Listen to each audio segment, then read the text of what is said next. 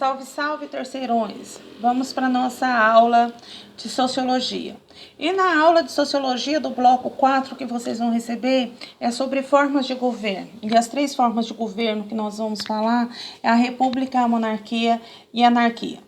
O brasileiro tem, muitas vezes, a mania de ir nas redes sociais ou participar de algum evento de manifestações públicas, falando sobre política e não sabe nem o conceito básico das formas de governos existentes dentro da nossa sociedade e nem do modelo político aqui implantado no Brasil.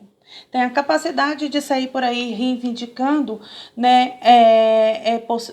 modelos sem saber o que significa. E quando são reprimidos, reclama que estão sendo punidos e, no entanto, estavam reivindicando justamente esses modelos autoritários dentro dessa questão de administração de um determinado país.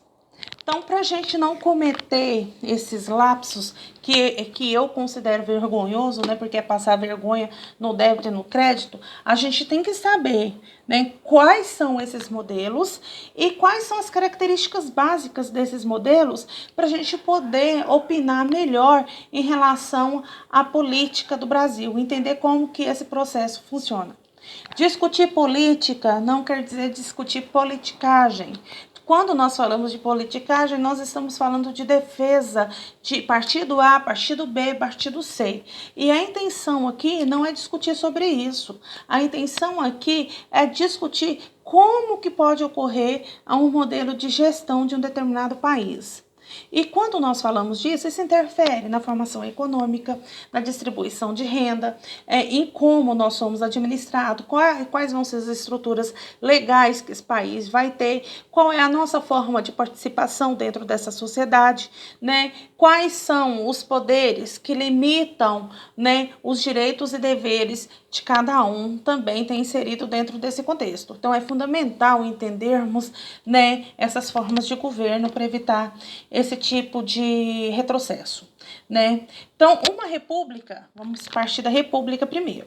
Então, a definição da república é uma forma de governo onde um representante, normalmente chamado de presidente, ele é escolhido pelo povo, para ser chefe do Estado, podendo ou não acumular com o poder executivo. A forma de eleição é normalmente realizada através do voto livre e secreto, que é aquele lá que a gente vai lá na urna, sozinho, e escolhe quem a gente quer que nos represente. Dentro desse contexto, em intervalos regulares, variando conforme o país. Esses intervalos regulares é o tempo de administração que aquele candidato ganhou, vai ficar lá no poder.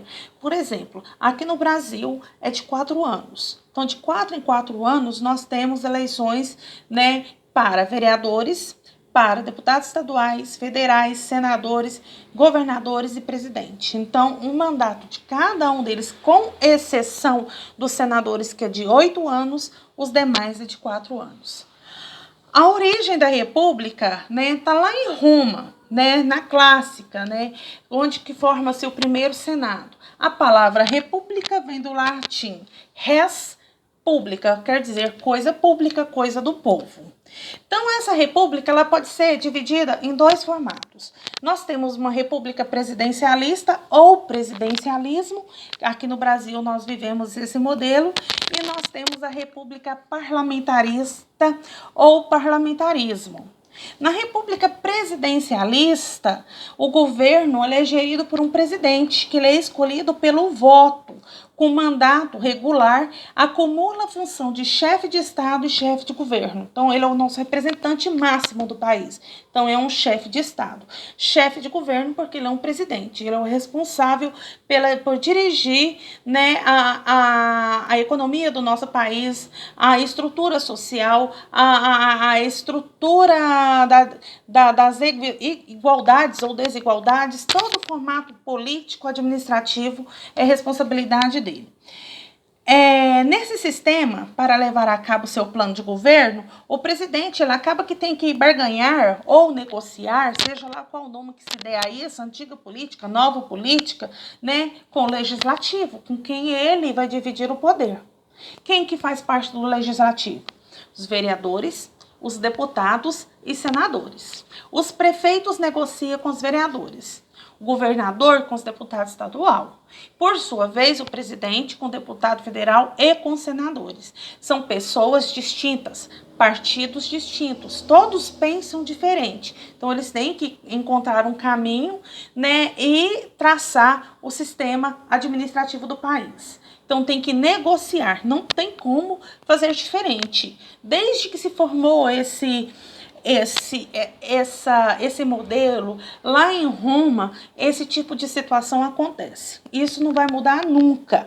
Agora, a maneira como essa negociação acontece varia de país para país. Aí depende muito da seriedade que esses políticos possuem. E também depende muito de como nós somos cidadãos atentos e capacitados para escolher a pessoa certa para ir para o poder, né? Quem viveu a vida inteira explorando o Estado e nunca fez nada, escreve. Não importa quantas vezes ele foi eleito, ele vai continuar sem fazer nada, né? A gente tem que entender bem isso. Como que eu quero que alguém salve a pátria se ele nunca foi um herói? Então, nós participamos desse processo. Para início de conversa, o presidente não é herói, ele tem que saber negociar, tá? Depois eu pedi, né, para definir monarquia. Então, a monarquia, ela é um regime de governo de um chefe de Estado, que é chamado de monarca, rei, e esse poder é transmitido ao longo de uma linha sucessória, ou seja, hereditário, de pai para filho, normalmente o primogênito, homem, né? Há os princípios básicos da hereditariedade, da vitalicidade, né, de ficar no trono até morrer, né? Pode haver algumas exceções, né?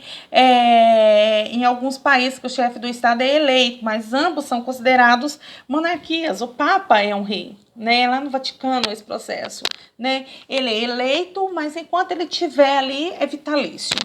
Apresenta, então, qual que é a distinção entre república e monarquia dentro desse processo?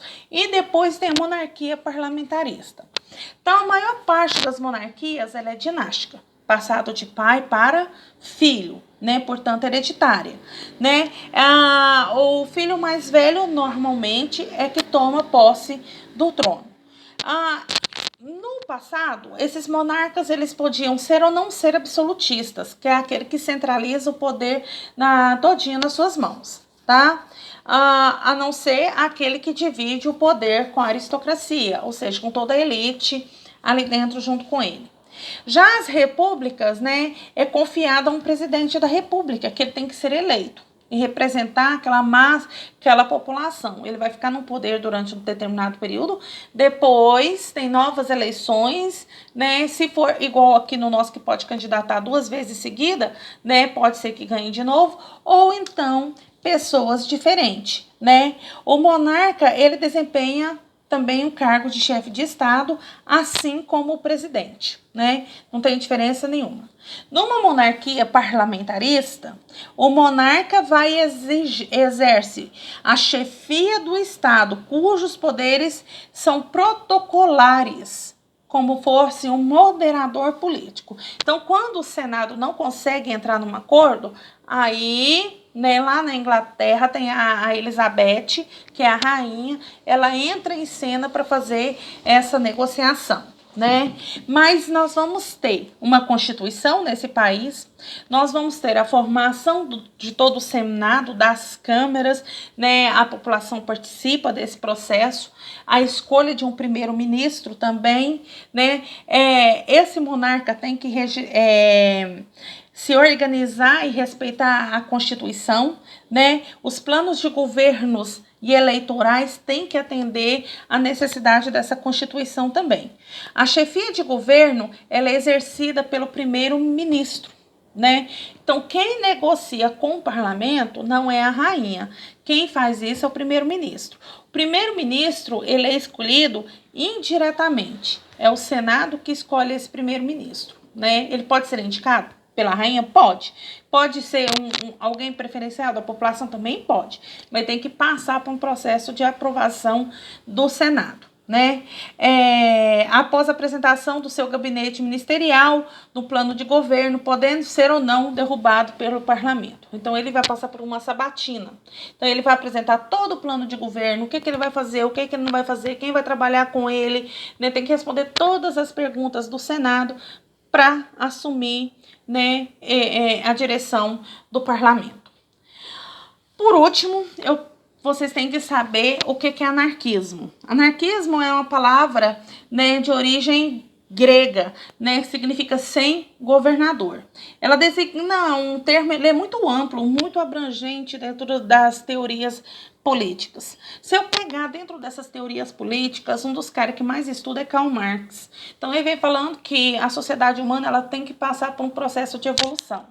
A gente viver o modelo implantado pelo capitalismo, né, pelos modelos políticos que se tem dentro do capitalismo, caminhar para o socialismo, caminhar para o comunismo, até chegar no anarquismo.